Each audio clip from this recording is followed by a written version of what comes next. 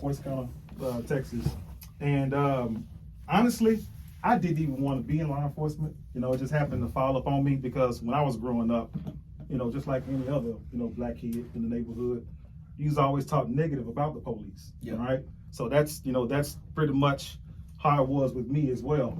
So, but when I started getting older, I started working, several different jobs, anywhere from retail to food industry, you name it. I was actually working it. So when I turned 20 years old, my dad's brother, well, it's his play brother, but we call him his brother. He's like, hey man, you're a good kid, man. You never been in no trouble. You've always been respectable. He's like, you need to try for law enforcement. And I ain't give no thought or whatever because I'm saying to myself, you know what? Just from growing up and how we was told about law enforcement is, perception of law enforcement at that time. Mm-hmm. So I said, you know what? I just give it a shot. No problem at all. So what I did was I started working for the Dallas County Sheriff's Department. So I started working there. I did 4 years at Dallas Sheriff's Department. Basically what I was a correctional officer there at 20 years old. All right. So once I started working with the Dallas County Sheriff's Department, dealing with inmates and, people inside the jailhouse and whatnot, I said, you know what, I want to move forward with my career. And I said, instead of me walking around and, being inside the jail institute itself, I want to advance my career and be on the streets and be able to be a better help in the community. That's all, I've always wanted to do that. So during the time, I went ahead and applied for the Florida Police Department because at that time, they had a mass hiring. This is right around 2004. Who was chief at that time? The chief at the time was Mendoza. Okay. It was Mendoza at the time. Yeah. So I went ahead and took the civil service test and ended up getting on with the Florida Police Department. So that's how I ended up becoming a police department because it was something that I've always wanted to do. I've always wanted to be able to be one of those officers that, be able to provide great service to the community, and I pride myself in doing that.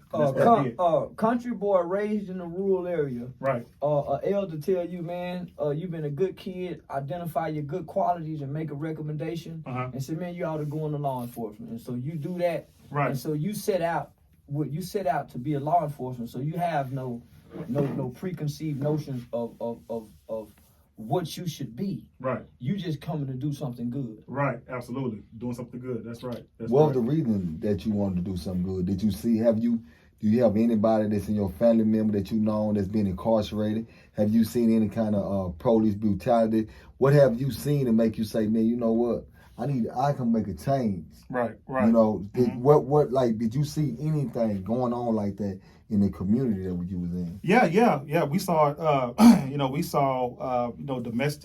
domestic violences that was going on at the particular time, with, family members and friends and so on and so forth and whatnot. So, when I was a young child, just seeing all this, I'm saying to myself, that's something I can definitely, when I get older, if I can get in a position to do something that can help somebody out, because, just from seeing everything when I grew up, I said, yeah, I'll definitely do that. And so that's what made me, want to pursue, being an officer and whatnot. So that's what happened. Okay. So 20 years old as a correctional officer. Yeah.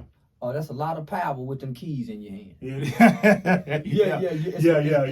It's a lot of power. I'm sure you're mature at 20, but you still lack the brain capacity. There you go. To not be impulsive, right? Right. You're learning how to not be impulsive.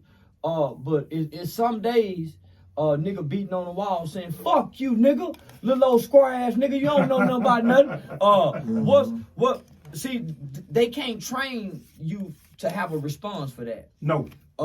How did you learn how to respond to the other side of the glass? Oh man, when you growing up inside the neighborhood that you live in, you hear people, talking like that all day long or whatnot. So, I'm one of those kind of guys that, I have a really, really thick skin. So stuff like that, talking like that, the kind of language, it never bothered me, not one bit, growing up. So when you hear somebody, inside the jailhouse cussing you out and screaming and fighting and going on and whatnot, Look, man, I'm from the country, man. We hear that stuff all the time, and it just go in one ear and out the other. But you know, it's entertaining to me. I tell you that. I used to get a kick out of, you know, doing that, and you know, some of these people inside the jailhouse, you know, when they would kind of throw their fit, and we go over there and, you know, and deal with them. But for the most part, man, it go in one ear and out the other. Man, it never bothered me, not one bit. So you never took the job personally? No, never take the job personally. No, couldn't do that. So how do you think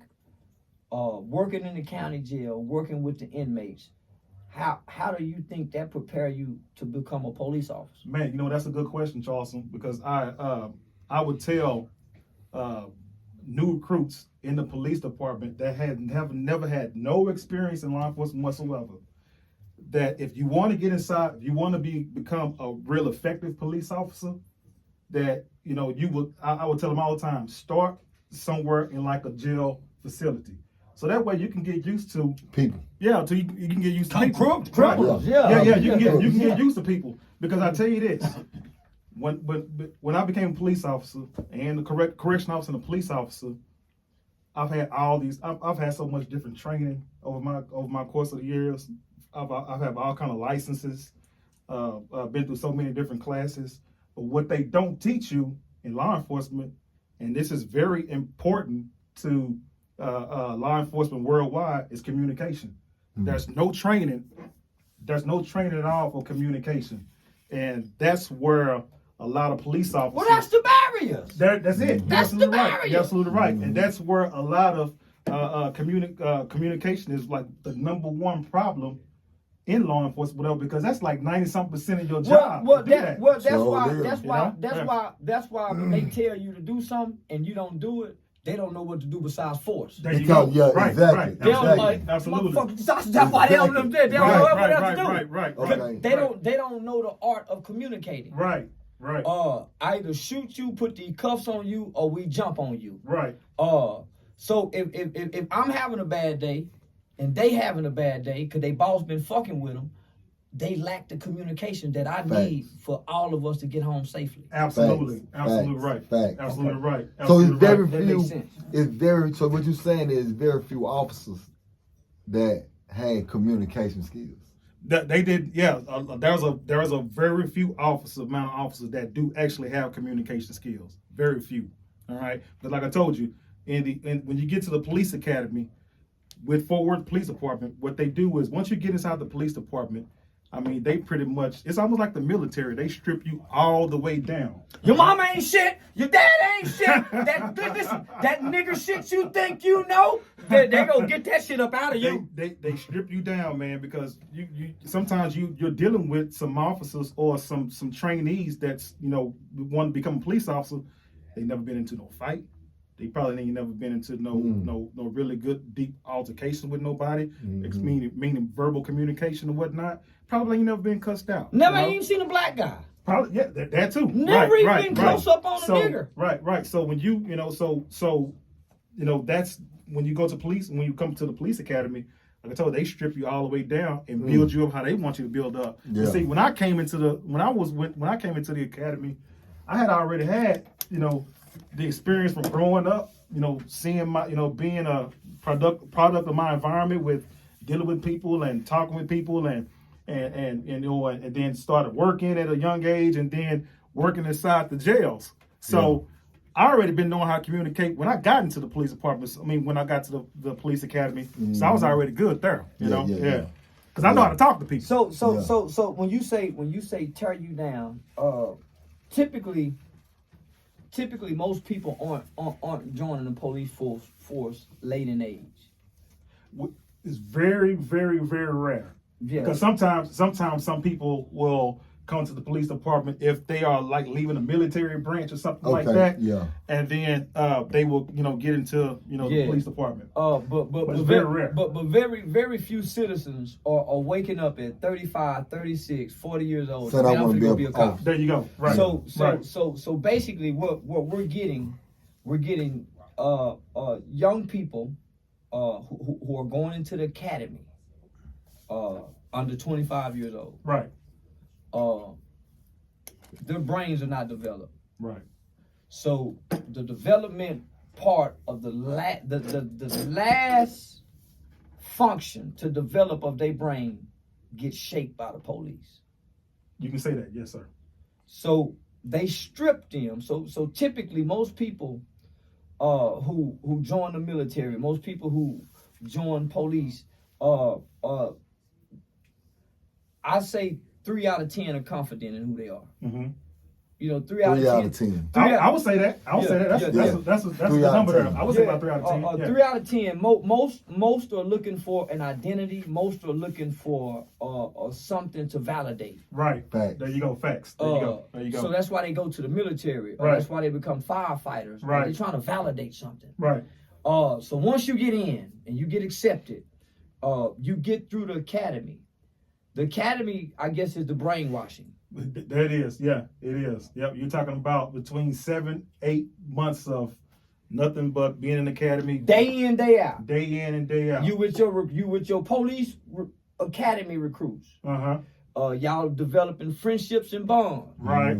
Y'all are being pulled away from what you think you belong to. Right. Absolutely. Absolutely. Absolutely. Whatever you thought your mama taught you, whatever you thought, you are no longer those people. You are us now. Right. Right. And in the process of that, you have guys that's over the academy. They have access to these young people. Right. Not just their minds, but their bodies as well. There you go. Mm-hmm. They get to fuck a lot of these young girls. Come on, man. We gonna be real. I heard a lot. I heard a lot that's going on as well. But you know, I haven't actually seen it. But I heard about I know you ain't gonna see it. They ain't finna let no. They're not gonna let me know. They ain't gonna let no. No. You got to be in to be in. Right. See, that's yeah. But see, he said something that was viable when he said they tear you down. Mm-hmm. And once they tear you down, you are already dealing with kids that do not have a developmental. So therefore, they able to install certain things into these officers. Right. So is it safe to say that the training process has a lot to do with the way an officer acts? Yeah, you can definitely say that as well, that the training does have a lot of way it does have a lot of way that the officer can conduct himself and behave out there. So yeah, I would definitely agree with that as well. Yeah, because again, you're dealing with some people that's, like he said, brains haven't been developed yet. You're dealing with some people that have not been into, a confrontation, never been into a physical confrontation as well, let alone, a verbal confrontation as well. So yeah, so you will have, this training officer that's training, at that particular time, he is building them up like he want to, he wants you to be built up. Yeah. You can definitely, yeah. Oh yeah. So they can build you up the way, hey man, you see that? Don't worry about them. Don't say nothing. This is what you do. Right. When they say something to you, this is what I want you to do. Right. And then when you can program, you can program anybody like that. You can, especially if you're one of those individuals that